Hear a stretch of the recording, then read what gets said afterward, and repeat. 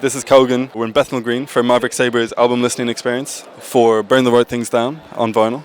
Here's Maverick looking sexy in the field, and we're going to ask him some questions. Love songs with hooligan aesthetic, that's what we're looking at.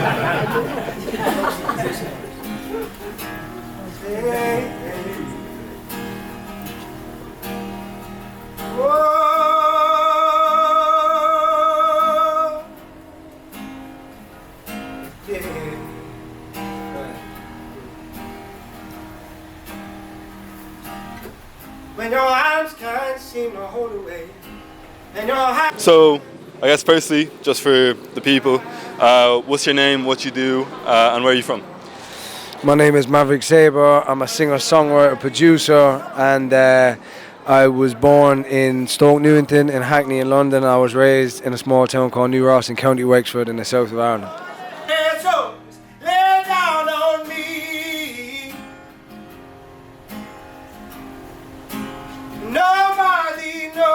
I'm interested for you, how do you think that personal artistic introspection and reflection on like collective social experiences interact in your music? If you want to change anything externally, you have to be balanced and at peace within yourself first to have the greatest amount of impact. And I think that's true to everything we experience in life. You have to look within to kind of change the external. So yeah, I think the best chance of changing something is being able to be the ripple effect in yourself first. And I think we need to heal ourselves first before we can ever approach healing anything else. So yeah, I think it's always got a connection. Everything's got a connection with something, you know. Always has to start within. And a part of me that's holding on. Oh yeah, so lay down on me when nobody knows. Oh yeah, so You've spoken about how you've matured personally throughout your music career, and I guess I'm interested in how that works politically for you. Even the title of your new album, Burn the Right Things Down, would you say that's an evolution from Burn Everything Down? Yeah, I think it is. I think, you know, people say as you get a bit older, like, you kind of become a bit tamer in your view. I don't think I've become tamer. I think I've become more urgent, and I think there's always two sides to me. There's like the peaceful side, and then there's the erratic, chaotic side, anarchistic side, and I think Burn the Right Things Down came from a conversation about that balance and the conflict sometimes that I have with that, and sometimes I just want to be chaotic and burn everything down. And he said, it should be more about burn the right things down. And I was like, yeah, you know, because sometimes our conditioning of hopelessness makes us think we should burn everything down, and maybe it's more like constructive to burn the right things down.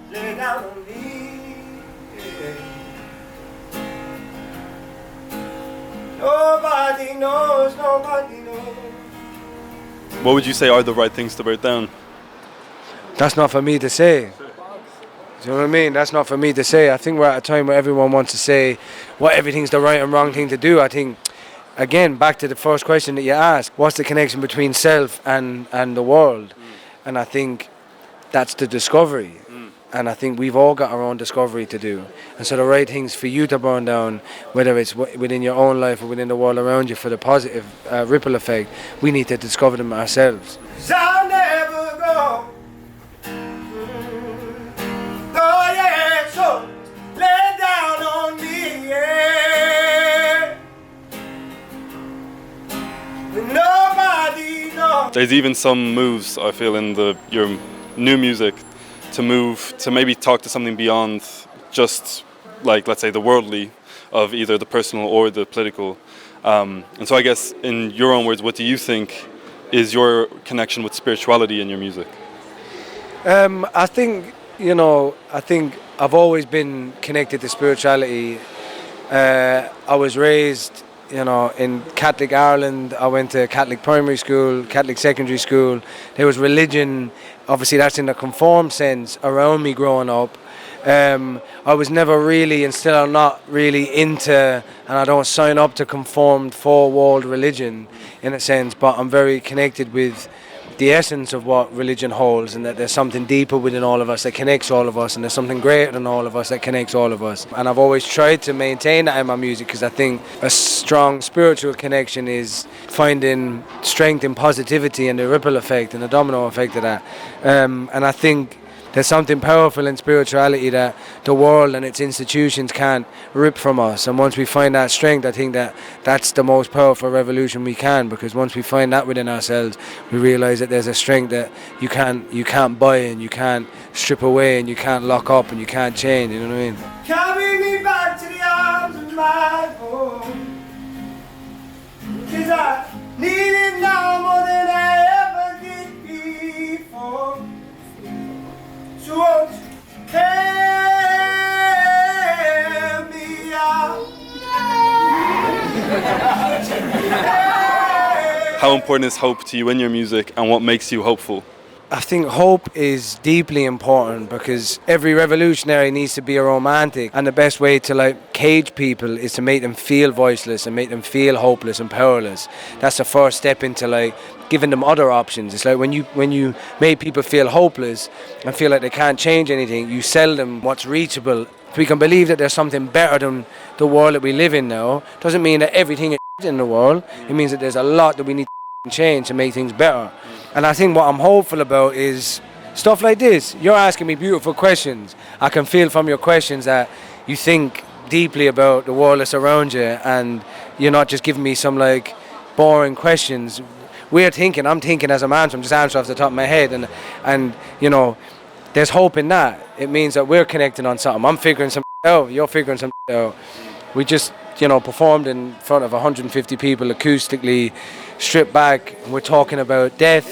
I'm feeling people's emotions, they're feeling mine. There's hope in that. 'Cause I need sunshine, I need the angels, I need something good, yes, I need them blue skies, I need. Doesn't even like the classics either. Do you think that in an industry that's moving towards digital, that your biggest impact can be in a live setting? Yeah, definitely. I think my dad still is, but was a musician growing up, playing in pubs. My dad was a big blues fan, and always had predominantly blues in the house, but little bits of trad Irish stuff and little bits of country and folk. And I always thought that there was a mad thread through the imagery, the story, the resistance in it, the pain in it. I grew up on, my sister's influence, which was a lot of UK stuff, garage and dance music from the UK, hip hop and R&B. I got into new metal, I got into hip hop as a deep fan. Tupac Shakur was one of my big influences growing up, and I always saw a thread through Luke Kelly and Tupac, and I always thought they may be worlds apart or from different existences, but the essence of their contribution to art is the same. And I think there's no better way of feeling that than in a room with other people. I need what?